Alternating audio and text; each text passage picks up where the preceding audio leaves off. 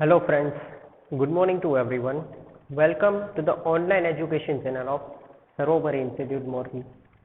So, today we are going to learn about BCom semester 5 and our subject is financial management.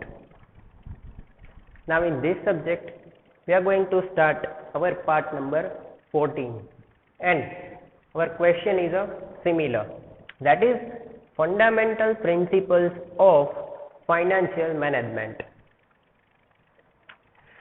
Now before we are going to the question, very first આપણે એની અંદર total 8 points જે છે એ already learn કરી ચૂક્યા છે.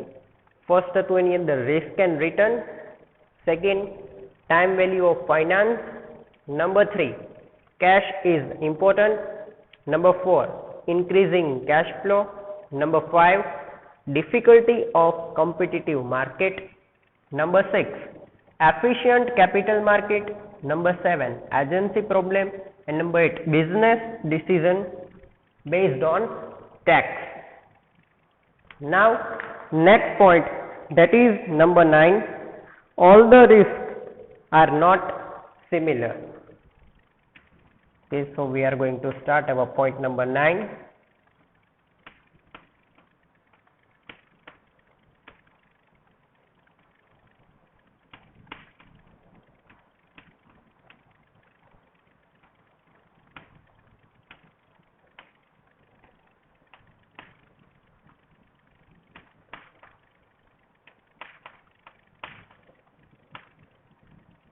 That is, all the risks are not similar.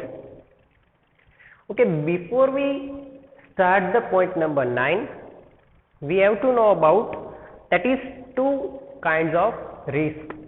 Very first, that is insurable risk કે જેનું આપણે ઇન્સ્યોરન્સ કરાવી શકીએ છીએ, and second uninsurable risk કે જેનું આપણે ઇન્સ્યોરન્સ કરાવી શકતા નથી. તો આપણી પાસે બે મેઇન ટાઈપ્સ છે. હવે આપણે જોઈ કે વોટ ઇઝ ઇન્સ્યોરેબલ રિસ્ક. તો એ પ્રકારના અમુક જોખમ હોય, ફોર એક્ઝામ્પલ કે health insurance, vehicle insurance, mediclaims, crops insurance, આ બધા ઇન્સ્યોરન્સ છે એ અનસર્ટેનિટી સામે આપણને પ્રોટેક્શન પ્રોવાઈડ કરે છે. બીકોઝ ઓફ વાય કે થ્રુ ધ એક્સિડન્ટ વ્યક્તિના બોડીને કાંઈ પણ ઇન્જરીઝ થાય તો એના અગેન્સ્ટમાં, એટલે કે એના પ્રોટેક્શન માટે થઈને એ ઇન્સ્યોરન્સ કરાવી શકે છે, જેને આપણે વીમો એના તરીકે ઓળખીએ છીએ. તો આ પ્રકારનું જે રિસ્ક છે એને તમે ઇન્સ્યોર કરી શકો છો. સપોઝ કે આપણે ફાર્મ ઇન્ડસ્ટ્રીઝની વાત કરીએ તો ફાર્મિંગની અંદર નુકસાન જવાના ચાન્સીસ જે છે વધારે હોય છે. It is depend on the raining season, if there are more raining or if there are less raining. અમુક પાક એવા છે જેને વધુ પાણીની જરૂરિયાત હોય છે, અમુક પાક એ પ્રમાણે પણ હોય કે જેની અંદર ઓછા પાણીની જરૂરિયાત હોય, અથવા તો મધ્યમ વર્ગ આપણે કહી શકીએ. તો ત્યારે શું થાય છે કે it is depend on the natural things. અમુક સિઝન્સની અંદર વધારે બી હોઈ શકે, અમુક સિઝન્સની અંદર ઓછો બી હોઈ શકે. તો એ આપણા હાથમાં નથી. તો આપણે એને ઇન્શ્યોર કરાવી શકીએ, પરંતુ that is natural calamities. So it is not sure to say it is succeed or not. Natural calamities છે એના ઉપર તમે માત્ર અનુમાન કરી શકો છો. You can do only a presumption. તો પ્રિઝમ્પશન ઉપરથી તમે શ્યોરલી કોઈ પણ ડિસિઝન લઈ શકતા નથી. તો એ વસ્તુ જે છે એમાં આપણે કહી શકીએ કે લિમિટેડ થિંગ્સ છે એને તમે ઇન્શ્યોર કરી શકો છો. નેક્સ્ટ આપણે આગળ જઈએ તો આપણે વાત કરી vehicle insurance. Okay, so vehicle છે એનું through the accident or any kind of other problem એ કાંઈ પણ અંદર ક્રિએટ થાય છે જેના લીધે વ્હીકલને નુકસાન થાય છે. તો એ નુકસાનની સામે મોસ્ટ ઓફ તો જે અકસ્માતની અંદર નુકસાન થતું હોય છે એનો ઇન્સ્યોરન્સ કરવામાં આવે છે. તો આ ઇન્સ્યોરન્સ જે છે એ ઇન્શ્યોરેબલ રિસ્ક છે, વન ટાઈપ ઓફ. તો આ પ્રમાણે તમે જુઓ, બરોબર છે, તો આ બધા ઇન્શ્યોરેબલ રિસ્ક છે. હવે અનઇન્શ્યોરેબલ રિસ્કની વાત કરીએ તો તમામ પ્રકારની જે કુદરતી આફત છે એને તમે ઇન્શ્યોર કરાવી શકતા નથી. Like earthquake, flood, these all kinds of natural calamities are not insurable. Cyclone, okay, that all kinds of things are non insurable risk. કેમ કે આ બધી જે થિંગ્સ છે એ કોઈ ફિક્સ પીરિયડ માટે આવશે જ એવું પ્રિઝમ્પશન આપણે કરી શકતા નથી. ફ્લડ એટલે કે પૂર, જો શું પૂર દર વર્ષે આવશે જ એવું જરૂરી છે? It is not a compulsory thing. ત્યારબાદ આપણે લઈએ તો અર્થક્વેક, તો દર વર્ષે એની કાંઈ ડેટ ફિક્સ નથી હોતી કે અર્થક્વેક દર વર્ષે આ તારીખે આવે. કંઈ પણ ફિક્સ નહીં, પરંતુ શ્યોરલી આપણે કદાચ કહી શકીએ 99%, ઓકે, કે આ જે થિંગ્સ છે એને આપણે ઇન્શ્યોર કરી શકીએ તો in future it will be a benefited for us at any way. It is known as insurable risk. Uninsurable risk એ જેને આપણે ઇન્શ્યોર કરાવી શકતા નથી, એ તમામ પ્રકારની જે વસ્તુ છે એ અનઇન્શ્યોરેબલ રિસ્કની અંદર આવે છે. તો એની માટે એક વર્ડ છે, that is the things which is comes under the natural calamities is cannot insured. આ શોર્ટમાં આપણે આ વસ્તુને જે છે એ સમજવાની છે. એટલે જ આ જે છે સેન્ટેન્સ એની અંદર યુઝ કરેલો છે, all the risks are not similar.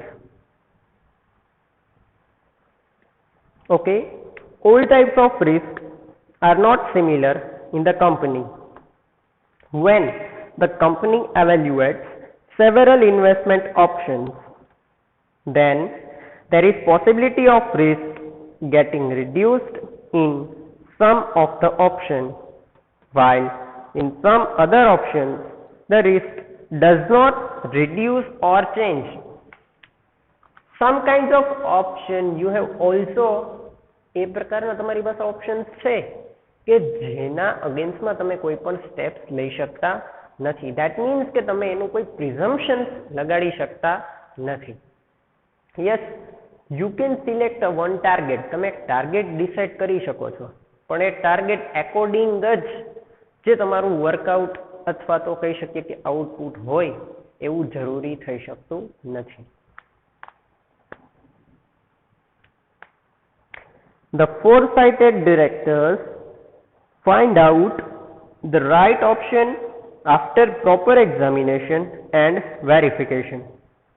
When the risk evaluation is done in relation to the company, then it should not be about a single project of a company, but overall effect of all the projects.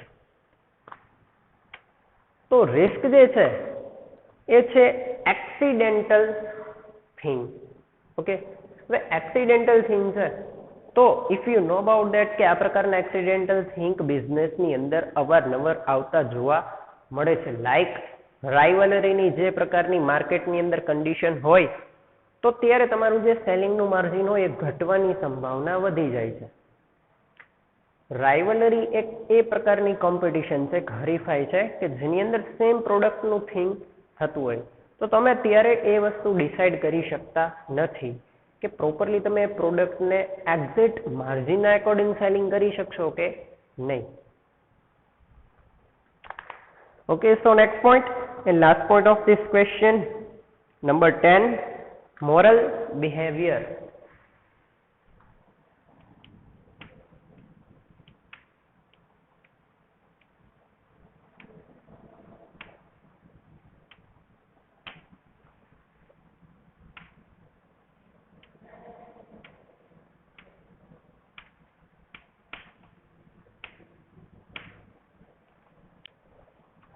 Okay, so this is our last point, that is moral behavior.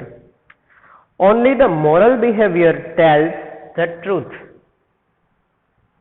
Moral behavior is very much important in financial management. So આપણે એની પર ખાસ focus કરવું છે because they are considered this point as a most important function of the financial management. It comes in the last, but it is the topmost priority in important criteria. But it is difficult as to determine what is moral and what is immoral. જેને આપણે વધારે importance આપીએ that is moral, અને જેને ઓછું importance આપીએ okay low priority આપણે આપીએ that is immoral. Individual thoughts of everyone and moral values are different. Individual thought system, yes, that is different at the level of different people. Then it becomes difficult to decide the moral values. Sometimes the shareholders pressure directors for maximization of wealth, and if such decisions are immoral, then difficulty is created for the directors.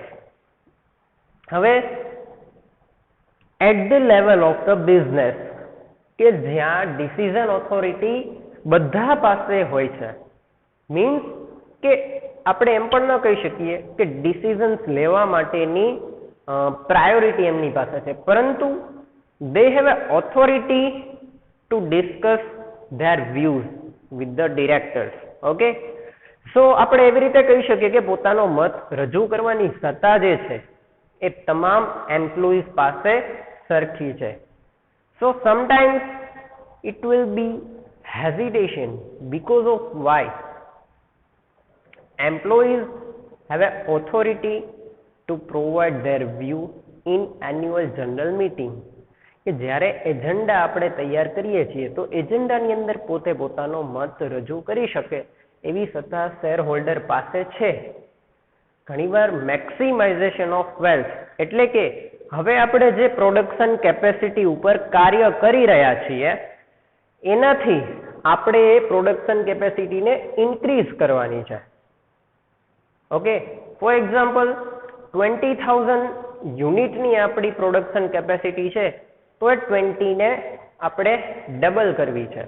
તો 40,000 production capacity એ આપણું unit કઈ રીતે work કરે છે એ strategy આપણે follow કરીએ છીએ, જેને આપણે વેલ્થ મેક્સિમાઇઝેશન તરીકે ઓળખીએ છીએ. બીકોઝ ઓફ કે કરંટ પ્રોડક્શન કેપેસિટીએ આપણે એના ઇન્સેન્ટિવ્સ જેને કહી શકીએ, otherwise salary, otherwise return reward, એની અંદર આપણે વધારો કરી શકતા નથી. સો according to their expectations it is very necessary to maximize the wealth or to do the huge change in the business unit. તો આપણે એવી રીતે ઘણીવાર વેલ્થ મેક્સિમાઇઝેશનની અંદર ખોટું ડિસિઝન પણ લઈ શકીએ તેવી પ્રોબેબિલિટી ક્રિએટ થઈ શકે છે. બીકોઝ ઓફ કે આ એક જે છે એ શેર હોલ્ડરનો વ્યૂ છે, બટ એ વ્યૂને આપણે સ્ટ્રેટેજીમાં કન્વર્ટ કરીને, એટલે કે હવે જે વ્યૂ છે એને આપણે કઈ રીતે સ્ટ્રેટેજીમાં કન્વર્ટ કરીને પ્રોપર મેનરની અંદર આપણે એને એપ્લાય કરવી. સો આ એક જે છે એ ખૂબ જ ઇમ્પોર્ટન્ટ થિંગ છે. તો એવું કહેવાય છે કે ડિરેક્ટર્સ માટે ઘણીવાર આ પ્રકારના ડિસિઝન્સ લેવામાં ડિફિકલ્ટી ક્રિએટ થઈ શકે છે, પણ સર્વાનુમતે બરોબર છે એક મીટિંગ્સની અંદર બધાના આપણે વ્યૂઝ લઈ શકીએ અને એ વ્યૂઝ અને એક આપણે મેઝર કરવાનું છે કોન્ફિડન્સી લેવલ. ઓકે, કે લોકો કોન્ફિડન્ટ છે, they are agree to do the work as a double production capacity. તો એક ઇમ્પોર્ટન્ટ ડિસિઝન છે. ઘણીવાર ડાયરેક્ટર્સ જે છે એ હેઝિટેટ થાય છે આ પ્રકારના ડિસિઝન્સ લેવા માટે. Moreover, presently the concept of social responsibility of the company is also prevent. Then the responsibility of directors regarding moral behavior increases. So the shareholders also should select from individual interest and the social interest. Two things they are discussing કે first directors માટે એક difficulty level create થઈ જાય છે કે જે unit છે એને એક કહી શકીએ કે હ્યુજ ફોર્મની અંદર આપણે કન્વર્ટ કરવાનું થાય. હ્યુજ ફોર્મ ડબલ કેપેસિટી એટલે કે આપણે આપણું એક રિસ્ક લઈને એને ડબલ કેપેસિટીની અંદર કન્વર્ટ કરવાની છે.